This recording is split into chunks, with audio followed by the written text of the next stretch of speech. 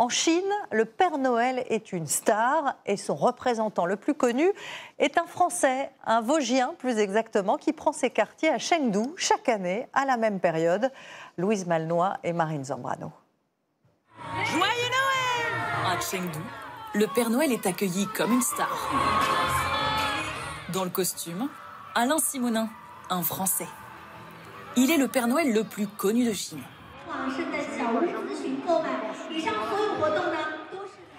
Pendant un mois, il va se faire photographier des milliers de fois avec les enfants de la ville.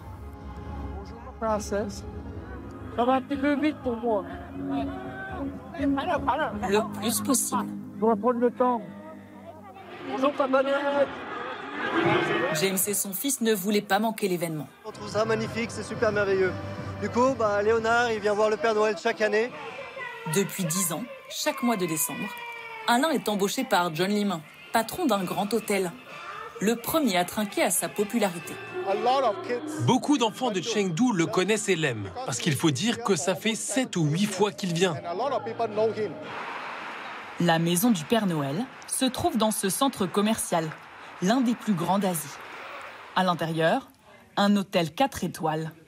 Alain y occupe cette suite luxueuse où son visage s'affiche un peu partout. Combien voulez-vous que je coupe? Pas beaucoup. Un coiffeur, rien que pour lui. Alain est ici choyé, loin de sa vie habituelle dans les Vosges. J'ai monté la maison du Père Noël à Gérardmer, où je compte, dans une petite salle de spectacle, des histoires de Noël. Quel homme! J'espère que les enfants vont être contents. Quand il n'est pas en représentation dans le centre commercial, le Vosgien déambule dans les rues du centre historique. Aucune improvisation possible. Il est toujours accompagné. Alors, il y a Louise, qu'on appelle Kiki aussi, qui est mon interprète. Il a aussi un garde du corps en permanence à ses côtés. En plus de sa sécurité, je m'occupe de le taquiner un peu quand il est de mauvais poil. Je lui raconte une blague pour qu'il sourie. Dans un pays où les chrétiens représentent moins de 3% de la population, Noël n'est pas une fête traditionnelle. Mais depuis quelques années, elle est de plus en plus populaire en Chine. Je ne m'attendais pas à le rencontrer ici. On ne connaissait pas le Père Noël, nous, quand on était petits. On l'a découvert récemment.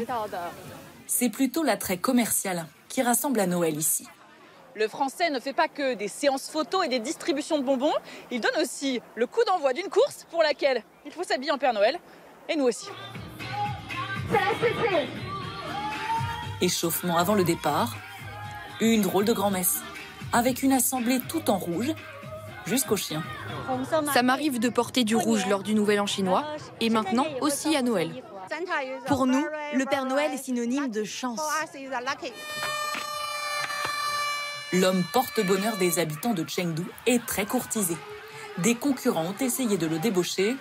15 000 € pour officier en Russie. Oui, c'était ça, mais il fallait que je prenne mes valises et que je parte tout de suite.